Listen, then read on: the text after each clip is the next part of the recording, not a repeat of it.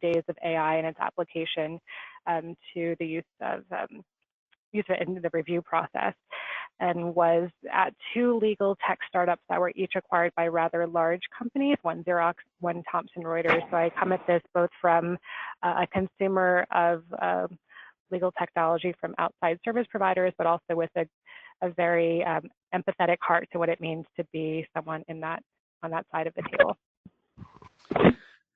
Great. And the brilliant Anna McGrain. Oh, God. This is horrifying. So I'm one of the co-founders of Pacer Pro, which is an automation tool. I started out as an attorney, so like Richard, I graduated from NYU. My personal interest, I think, probably was always communication. So I happened to pick up 5 or 6 languages over time and spent most of my career in Moscow and Beijing, and then came back to help roll out and implement Pacer Pro at large law firms. So what we want to do is to kind of start to talk through, again, as I said earlier, we, as you can see from the panelists, we have a number of different perspectives and backgrounds here in terms of their roles and how a law firm might go around understanding technology and adopting technology. What I want to do is to ask a little bit more specifically how the roles each of you play in technology adoption, either within your own firms or in the firms that you work with as a consultant or a vendor. And Vishal, I wonder if I could start with you on that. Sure. It's interesting that you came from an outside the law background and brought a whole different set of experiences to what you're doing now. But how do you, as the Chief Knowledge Officer, describe your role in bringing technology within your firm? Sure, and I'll start with something, not to be cute or anything, but I think the role depends on the day and sometimes even the hour of the day, Bob. But I think of myself as a lot of times a coach, an evangelist, of course, a technology buyer and purveyor, a consultant. A lot of times I'm coaching the lawyers on what it really means, not bringing in technology for the sake of just saying that we're doing something, but actually understanding the business needs. So, the storytelling aspect and translating between business and tech. And once we are rolling it out or rolling out other technology, then I'm wearing the hat of an operational leader, a program manager, a change management agent. We're making champions of other people, also sort of empowering them to feel good about how they use technology in their day-to-day work. So as a CKO, it's my responsibility to understand which of the pain points, what are their sort of business challenges that exist. I do speak more consultant, I will give you that, and I have noticed that because I work in different circles now. But I think I do think of it more as a business challenge, whether the lawyer thinks of it the same way or not. Taking what they're telling me and translating it and sort of playing it back to them, I think that's the narrative that I use, because a lot of times they're sometimes saying something, maybe not articulating it the way, like they've thought about it very deeply, but when you play it back to them, I think it makes it more clear what we're trying to do. And once we've identified, a good process or a good pain point that needs to be fixed, it may be technology that fixes it. It may be, a tweak of the process that fixes it. But that's the approach that I take initially, just to understand where they're coming from, because I think Monet mentioned the word empathetic.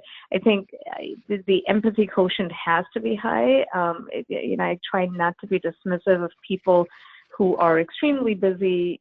They work on a billable model largely. They didn't go to school for this. And I do think that the technology has crept up on them faster than they've had a chance to adopt. So I do bring that quotient with me as well.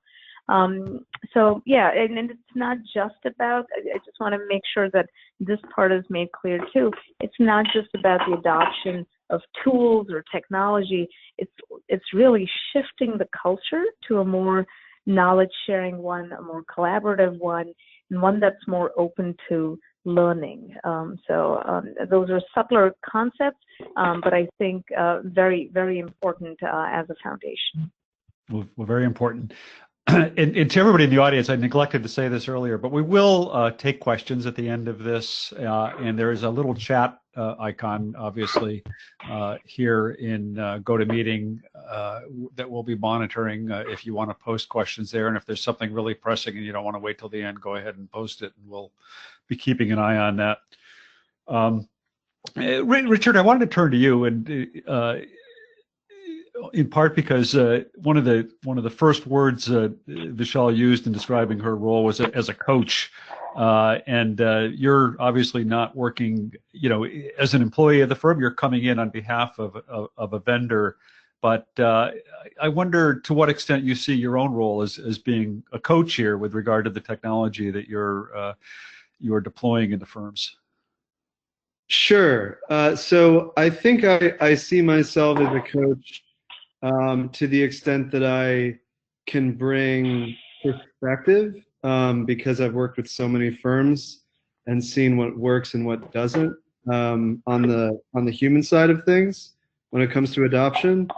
I don't think my role is really to motivate people so much as a coach might. I'm thinking like an actual football coach. Yeah. But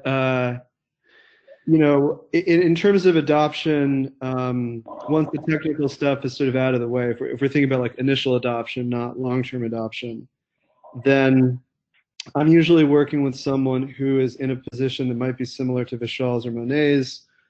Sometimes I'm working with an attorney, and I'm kind of doing my best to listen and understand how the firm works from a structural perspective, because I need to essentially recommend who to reach out to, in what order, on what scale. And so kind of taking information about the firm, and having worked at 3 different firms, I understand the culture is very different, hierarchy is very different within different firms.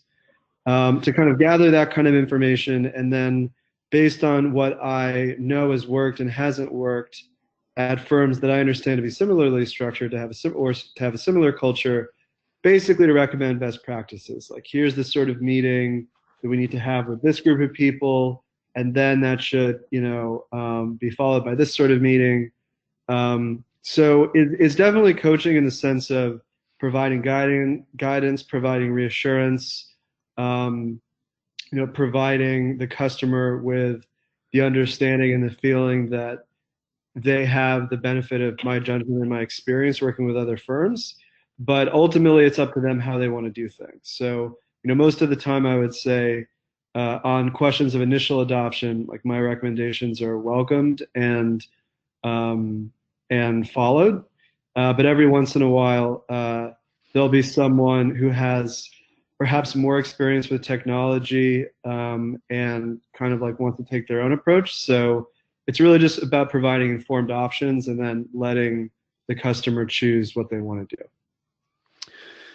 Yeah, and I mean, significantly, you're not a salesperson for your company so much. I mean, you're coming in essentially after the product has been the decision has been made to use it, right? I mean, that.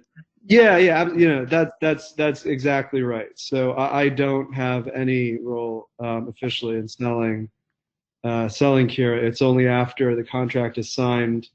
I generally don't even know that a firm is about to get Kira until Right. Yeah. They have it, and then I'm brought in. Yeah, good. Monet, what about you? How do you fit into this picture within your firm? What's your role? So the role for our team generally is to keep an eye on the marketplace and understand where the technologies exist, and I think that would be more of our R&D role, but to primarily focus on the core needs of our practices and our clients and connect those with the technologies that we already have, or if necessary, obtain something that does relate. I think the key difference between sort of our team and those that are purely R&D and purely bringing things into the firm is really sort of looking holistically at what it is that might just be a people problem and not necessarily something where technology is necessary. But if there is a technology piece, just full scale, an approach that takes into account who needs to be doing that work, how much of this work actually benefits from the technology. I think if we were too in love with it, we sort of would assume that every nail is appropriate for the hammer that we have, or that everything is a nail. And one of the things that we've been really focused on is making sure that we understand the point in which the technology has an application and the operators for that technology. Clearly, we'd love for every lawyer in the firm to want to use the things that we put in front of them, but there are times when we understand that the on-ramp for that is unreasonable for the time frame in which the work needs to be done. And it's really a sense of being creative and understanding at which point people do need to actually touch the tool, or whether or not they just need to be sort of immediate consumers of the data coming out of the tool, and that there might be other professionals in the firm who could be better operators. Thanks. And Anna McGrain, you've heard kind of three different perspectives on this question already. How do you view, what's your role when you're working with a firm and helping to bring in Pacer Pro? I thought it was funny actually that you were saying that Richard wasn't a salesperson, because I think of the after sales as one of the most critical parts of the process. Because a sales cycle with a law firm, it's slow, it's harder than anybody on the vendor side would like, but ultimately you can get a check. The thing that is much more challenging and making sure that you get right is so much more important is once they've given you the money, to make sure that they get the value that you said that they would. And particularly with us, with an email service, I think everybody has providers who send lots of alerts to their attorneys that don't necessarily provide any actionable intelligence. And to some extent, you could say they have very high adoption because people are getting a lot of this stuff that just ends up being noise.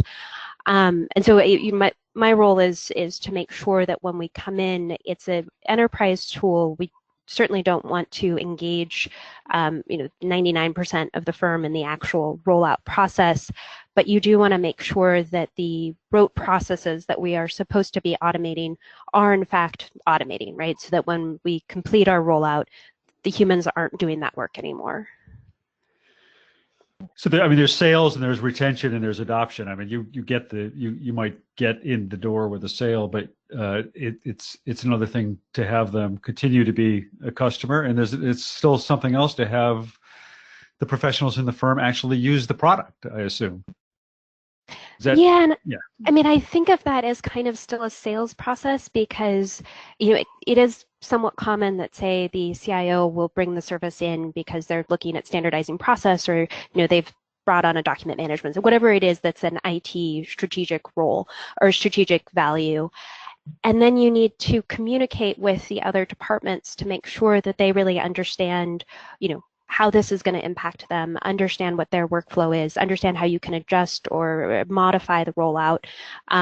We obviously have a set of best practices based on our other clients, but it needs to be a very engaged process I guess sales within legal is somewhat of a dirty word, but I think of sales as a mutual education process. And I think that very much happens after the initial exchange of cash. Yeah. And we've got Jeff Brandt commenting here. I disagree a bit. He says there's a difference between sales and the selling of what the product can do, and the implementation and the making of the product do what you were sold. The making of the product do what you were sold, which is a fair comment. So we talked a little bit about the sort of the broader roles, but Vishal, how is it that you kind of identify the particular need that needs to be addressed in some way, and what the right tool is that's going to address that? What's the process that you go through to kind of narrow down, not just from a broad perspective of how do we adopt technology, but what's the particular technology and what's going to be the right tool to address that issue? Yeah, so I mean, we ask, we solicit feedback from lawyers, and so we do have a formal knowledge audit, but essentially it's a glorified reference interview, trying to understand what they're when they're working in a certain workflow. You basically ask them to describe their day doing, going from point A to point B to point C, and where they get stuck, what would they wish was different. In some cases, you can obviously ask them, and they can probably say, yes, this was. In some cases, they can identify it easily because they've either used a tool in their last firm, or they know it can be done a different way. In some cases, they actually can't. I mean, they don't know if something is fixable. Their imagination is limited by what they've actually only used. So what they're really complaining about is how something is slow, or it doesn't let them print a certain way, or whatever. So they're not able to take that leap of imagination just because they've not been exposed to anything else that's new. And that's where I think the interesting part of our role comes in. We in tandem are asking the lawyers what's wrong, what's broken, and also sort of assessing based on what we're seeing within the processes where something can be improved. On the other hand, we're also scanning the marketplace. We want to make sure we've had, buy versus build discussions within law firms for some time now, and I guess it can be debated either way. But the point is, if there are tools in the marketplace, we're scanning for them at conferences, trade shows, etc., listening to association webinars, and asking peers in the industry, generally keeping an eye on what's going on in terms of new tools, new capabilities. I believe the legal tech world, as much as it has exploded, I think there's a lot of good intention for every legal tech, because they're going out and trying to solve some issue that they've identified, that the founder lawyers have identified when they were an associate, when they were a partner, and they said, you know what, I'm going to go out and I'm going to fix this.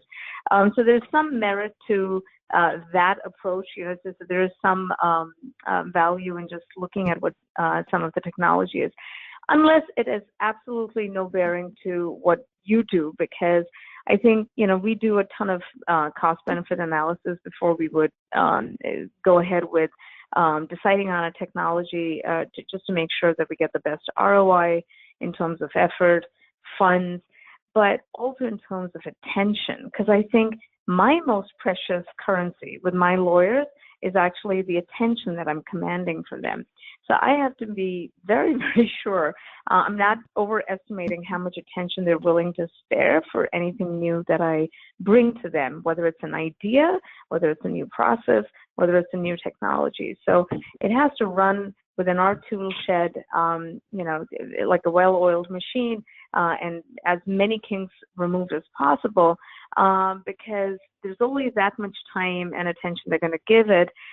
They know they have to invest a little bit in training, a little bit in ramping up, and they too are weighing the potential of, what pain point can this displace from me.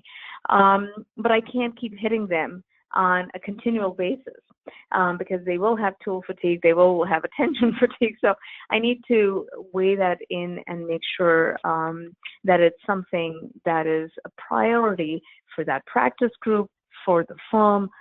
So it is important to, just to sort of have that business hat on and measure the priorities and approach the solution accordingly. So hopefully that answers your question. I know you said what was the process, but it's really asking and then scanning the marketplace, but making sure that we're very calibrated in how we approach the solutioning.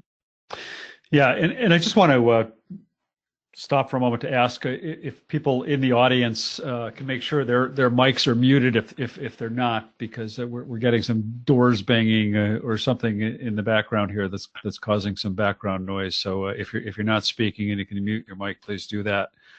I think it's interesting that you, Michelle, that you kind of start with asking the lawyers, because I sometimes think that the lawyers are the last people who might know. You might even be able to perceive sometimes the problems that they can understand the problems that they have, but to think about the technologies that may offer solutions to those problems, I sometimes think lawyers are often the least informed about some of that.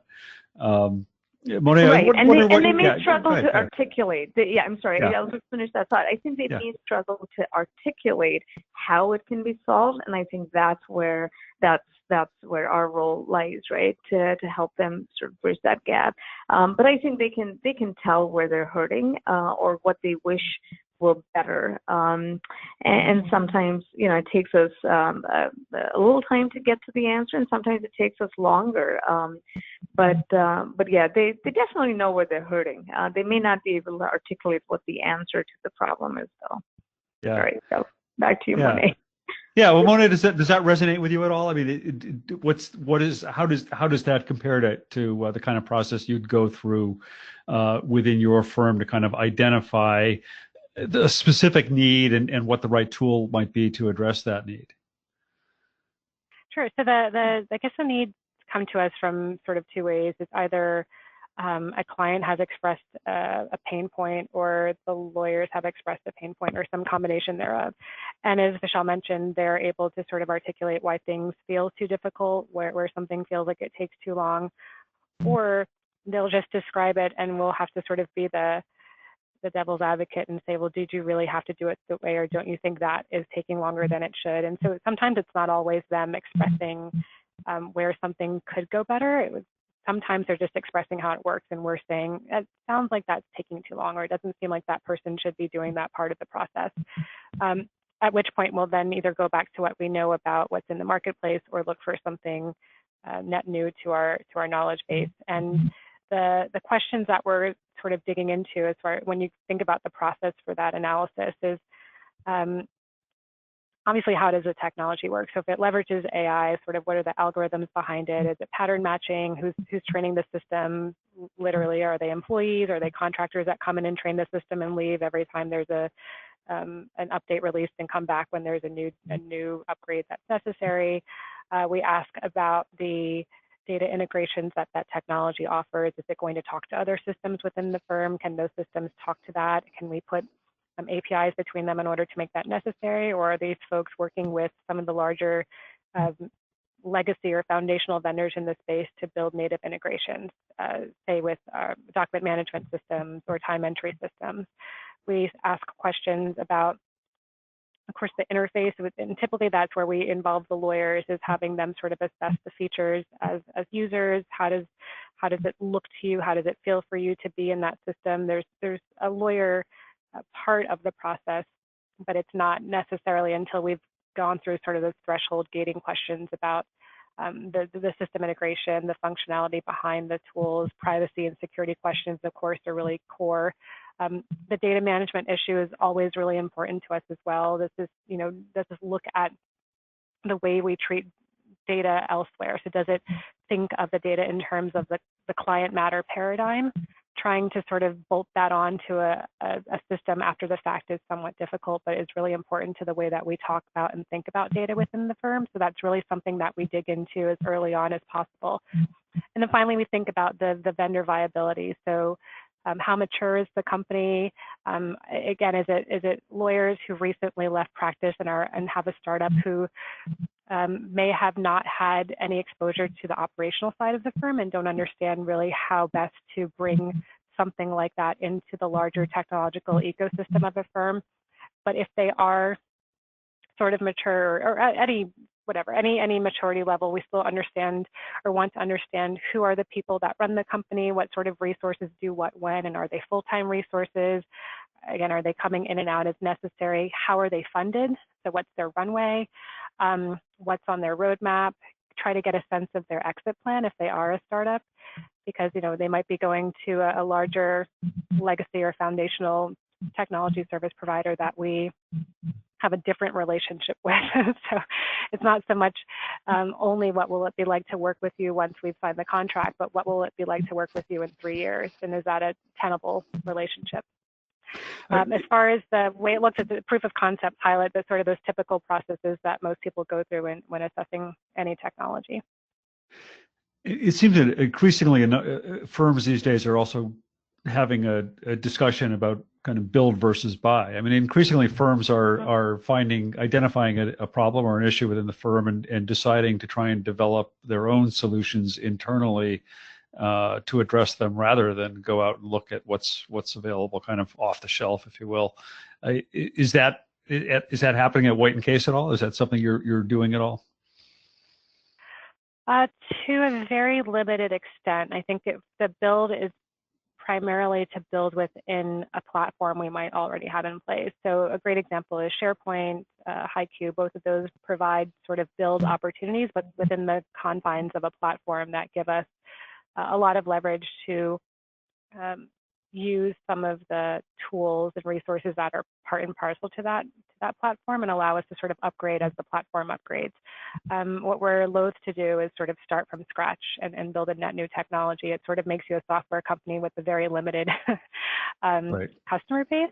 Yeah. And then when you have too many of those, you really stretch your resources, and the prioritization becomes really, really challenging. So to the extent that we can, we want to go to the experts to buy what experts have do best.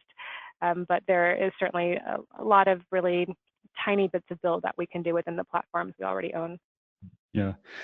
Anna McGrain, what is your perspective on this process of working with a firm to bring on a new tool? I know you've done a lot of this hands-on yourself. So how does your perspective, is it either consistent or differ from what Vishal and Monet have talked about here? I would say it's consistent. I think we fall into the bucket that Vishal described earlier, which is we had an attorney who was frustrated because they wanted to, have better access to Pacer, and there was a fair number of inefficient processes that were preventing that access. And so then we developed a company, and like Vishal says, or like Monet was saying, the first couple of years, you are really learning from the large law firms how to turn your software platform into an enterprise solution. So, 5 years ago, one of our precepts was that we thought that attorneys would log in more on their own and set things up. And we quickly found out, and it was because I was actually going out and individually going to every attorney desk, which quickly runs into issues of scale, that they won't do that. And it's way too much of an ask of a law firm to expect that they should train their people to do that, or that attorneys should have that kind of native curiosity when there's so much platform fatigue. And so I think, at this point, obviously as we grew and developed, then what we looked for were ways of automating our systems. And so it is so much a question of APIs, because what you're always trying to do is eliminate any part of your user interface that requires any training. So one of the reasons that we're so reliant on sending PDFs via email is because it mimics current workflow, but also because you don't have to train an attorney to use email. And then for other points, you look at the other systems that they have, like their billing system or their HR system, and you figure out how you can try and leverage that information into your platform. And Richard, to you with pretty much the same question. I mean, what is your role? How do you fit into this process of bringing on new tool? In your case, Kira, obviously, but how do you work with a firm to smooth that adoption, I guess might be the phrase? Yeah, so I really agree with what Anna just said about, like, essentially assuming that the best approach is the one that requires attorneys to learn as few new things as possible, especially new user interface tools. So in terms of initial adoption of Kira, I think Kira itself is already designed to be extremely intuitive. It just doesn't have very many moving pieces for what it does. So I tend to not exercise too much control over, I guess, trying to solve the user interface problem, because it's my experience that people just don't have trouble like even teaching themselves how to use it. So yeah, I guess like that's one part of my job that I think I at least initially thought would require a lot of work, but doesn't. But you know, I think that's pretty specific to Kira and other technologies that are sort of by their nature not hard to learn, or not hard to integrate into an existing work process. Yeah. We have a great question here from somebody who's in the audience that I'd love to hear your thoughts on. The question is, I'm curious to understand the proactive piece of exploring new technology. Does the discovery always begin with identification of an issue that you're trying to solve for, or is there an approach to stay ahead of the competition by leveraging technology proactively? Maybe it's a little bit of both, but let me throw that first to, I don't know, Vishal or Monet. Either of you want to take that in terms of your own firm? How you approach that? This is Vishal. I can talk a little bit to it. I think, you know, so in terms of looking for, so I'll actually use Kira as an example.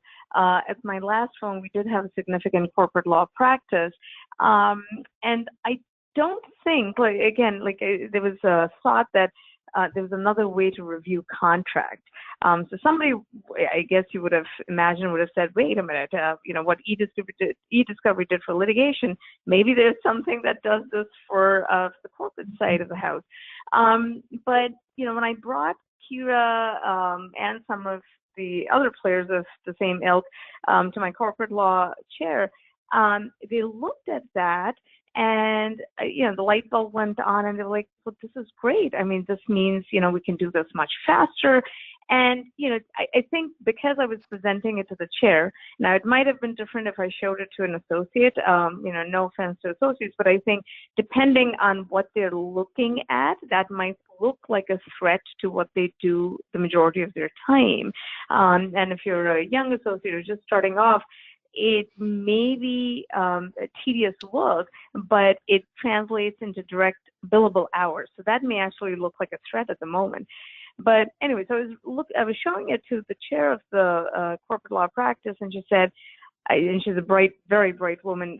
She looked at it and she said, you know what? This could actually be, you know, she wasn't looking at it as, okay, this means we'll have fewer write-offs and we'll have better work-life balance. And I mean, that's all there, that's implied. Our lawyers don't have to spend so much time like manually doing something that can now be done with technology. But she was like, this means we could actually offer tiered services as well. You know, we could go out in the marketplace and say, we can actually now predict how much it'll cost to do this. So very much along the lines of, you know, where e-discovery went. So I think, you know, when there are some instances when, you know, we were talking about the proverbial hammer looking for a nail, but I think sometimes once in a while the technology comes out and there has been no other substitute in terms of automating it till then. And so, yeah, it does break the mold. And in that case, you lead with the technology as opposed to leading with the problem. So, yeah, so I don't know, but maybe Monet, you have something to share along for that question as well.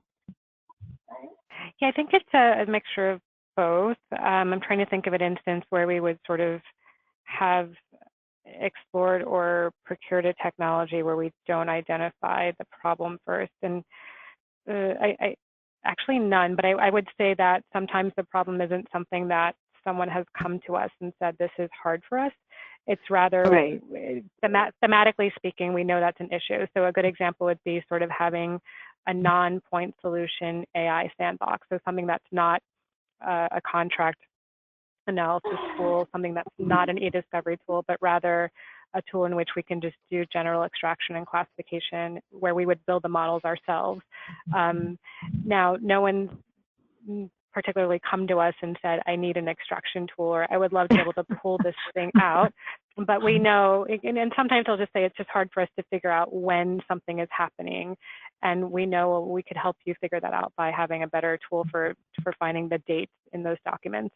And so that would be one instance where it may not even be a named tool that came to mind first, or a very specifically expressed problem that's come to mind first. We just know it's a capability that an enterprise, and most enterprises outside of legal, have at their fingertips. And so it's just sort of, in many cases, it might be being ahead of legal, but it's sort of playing catch up with the rest of the world as far as enterprise technology. Well, is there a marketing component to any of this? Are firms thinking about the fact that they need to be, say, using Kira systems because their clients expect them to be using Kira systems, and not that they've necessarily identified a particular issue that needs solving, but a little bit of keeping up with the Joneses? Everybody else is doing it, and so we should be doing it too, or our clients are expecting us to do it? I think in terms of clients expecting, plus also maybe proactively looking, you were talking about proactively looking at technology, but maybe proactively looking at your own business models, right? It takes, I think, a very astute business person in a law firm to say, let's look at this and say, maybe we proactively go to the marketplace and say, now we're offering this service in these ways, or in these tiers, or whatever. So you could take the lead in it and actually come out looking like a leader in the space, and hopefully you've done the math before the client has, and you've figured out a way to come ahead and still look sharp, but not take a hit on your profitability. But yeah, so I don't know if I'd call it a marketing component as much as to actually look at the business model and look at the profitability of using a technology to make you look good, but also actually do better financially. Yeah, and maybe marketing isn't the right word, but I mean, I've specifically talked to corporate counsel who say, they want to see that their firms are innovating and being innovative. Yeah, taking initiative. Yeah. Right. And Yeah, Bob, if I could jump in. Yeah, Richard. I would just say that based on, and again, I'm coming at this from a different perspective because I represent a vendor, but more and more of my job is about helping firms market themselves using Kira.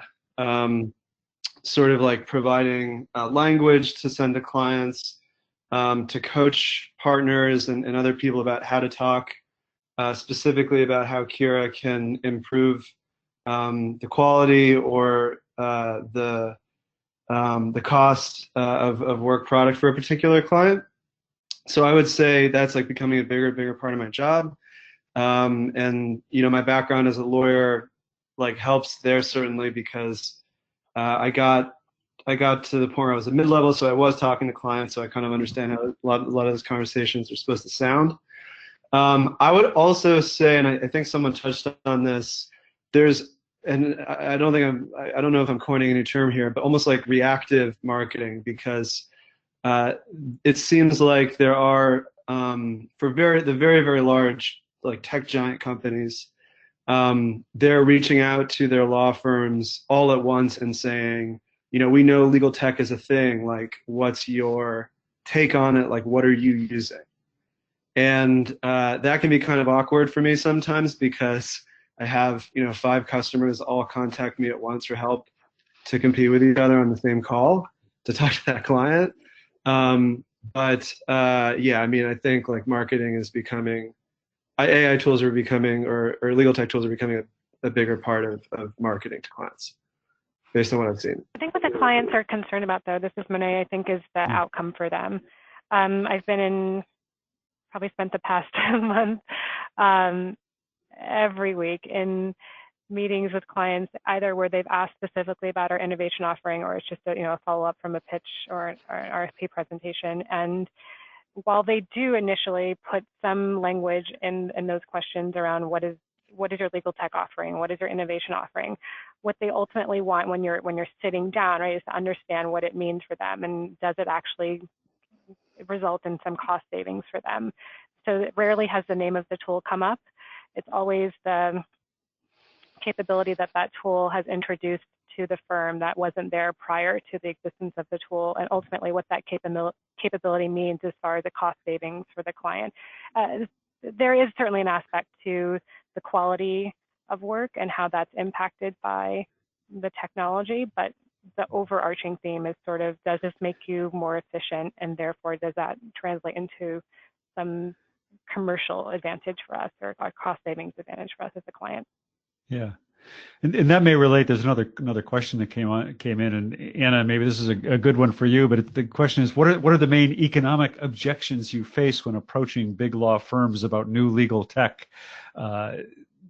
So, what about you with Pacer Pro when you're approaching a firm about that? What are the kinds of economic concerns or questions or objections that you hear from the firm? So when we launched, there were questions, like Michelle said, about who the company was, how we were funded, whether or not we were going to stick around. And one of the things, which was just sort of a side note, but that was tremendously lucky for us, and there's a set of firms in the industry that like to be first, and they will give you money when you're launching, and it's not very much, but it's enough for you to start building these relationships and kind of figuring out what you do. Which with all the changes in security, I don't know how that's going to continue to play out for new companies.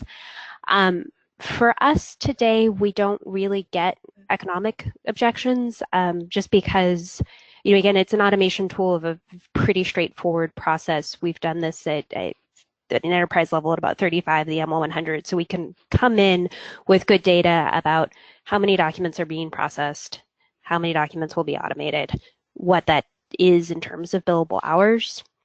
I think the much bigger question for a lot of firms is, in part, bandwidth. So I do think that most firms are still underfunding the people who are in charge of technology adoption. I think a lot of firms also, the attorneys aren't being incentivized to spend enough time communicating. And then the second layer of our platform does require the IT department, because the integrations with document management systems, suddenly you're going to have to do the API connection. And I think for any platform, getting the time and energy of the IT team is a delay. All right.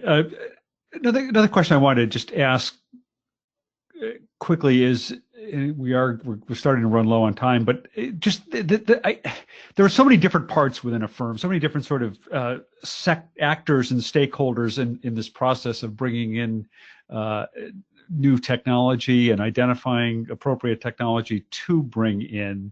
And I'm just wondering how you, and again, this is, well, I guess kind of for all of you in different ways, but how do you manage that collaboration or communication among those different stakeholders within a firm? Michelle, maybe I can start with you on that. Sure, and that's actually a really good question, because I think a lot of times we can get so busy with what we're doing that we actually forget that it's a good project management mentality to have, to think of everything as having stakeholders, because I think it is so key to get their awareness, raise their awareness, make sure that they understand, and then get their buy-in around the program, right? And different people will have different levels of influence in the firm. So normally for me, when I'm looking at stakeholders, I think of the practice group leaders. I absolutely need their leadership endorsement, and I unashamedly even ask them for it, because I need it. I don't just need for them to literally get with the program. I need for them to lead the charge as an example, because everybody under their practice group is then going to follow. So I need their leadership endorsement, and as far as possible, role model by example, lead by example. There are obviously stakeholders, lawyers, paralegals. They're the direct users of of whatever technology or tool that we're thinking of bringing in. And many times for me, I think of the secretaries or the administrative assistants as very key as well. I think they're the first line of defense for a lot of attorneys who've relied on them for years and years, and they tend to feel very comfortable turning to them, asking them rather than going anywhere else. So I think it's very key to take them into, sort of bring them into the loop early on as well. And they actually can inform the adoption process, because I think they're so key in the workflow.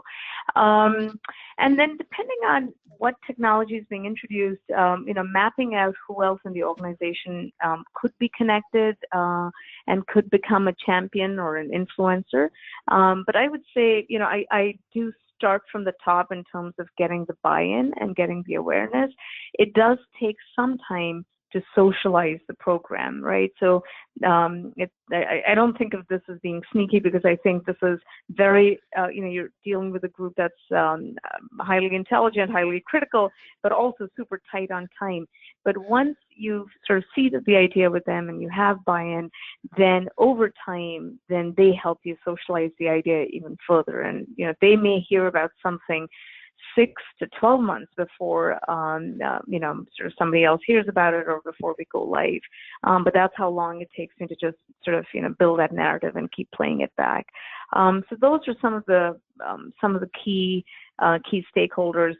I do an internal comms plan. So what I am saying to the practice group leaders or the management committee partners is not what I'm saying to the lawyers. The message is different. The messaging is different and the timing is different. And that's not what I'm saying to the secretary. So I do build in like a good project manager, the entire stakeholder map, as well as a comms plan that supports it. Nobody else has to see it, but it helps me keep on track and make sure all the boxes are checked as we go through the process. Anybody else want to jump in on that point before we move on to another question? This is Richard. Yeah. I would say in terms of stakeholders, there's a really, really big difference between a firm that has a dedicated innovation attorney and one that doesn't. And I see there was a question or sort of a thought about what innovation really means. When I say innovation, an innovation attorney, I mean an attorney who's sort of focused on legal tech. So like innovation being synonymous with legal tech. So where there's a person like that who especially has at least mid-level experience as an associate, there aren't a lot of stakeholders that I need to find or work with, because that person has a lot of internal credibility as a lawyer and has really carte blanche to explore technologies and get people to experiment with them. Like that's why they were hired into that role. Where there isn't an innovation-focused lawyer, I set the bar a little lower than Vishal. I think you basically need one really motivated partner, and that's it.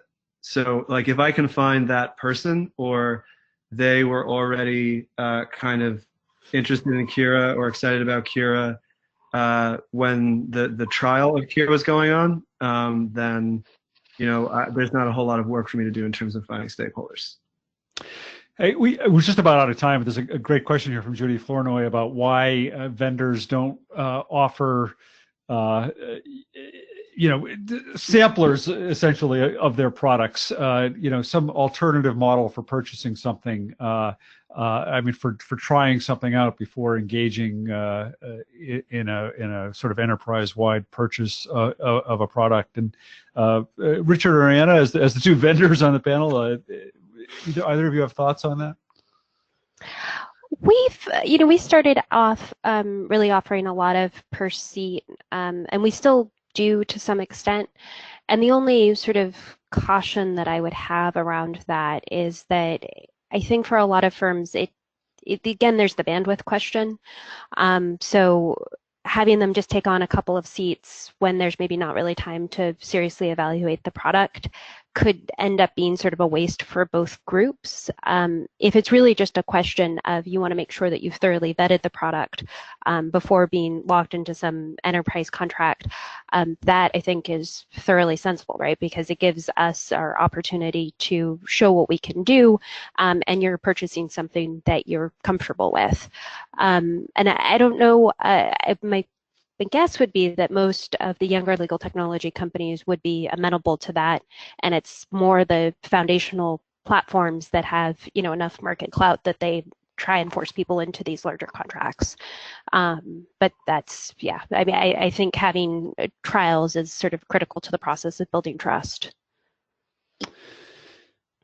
All right. Well, anybody else want to comment on that? We've got about 60 seconds left here, I think, before we have to wrap up. But I would just say I would encourage you to be really pushy. And if your vendors aren't coming to you and saying this is a nugget that we can offer you, then push them and say, I'd like you to give me this for a bit.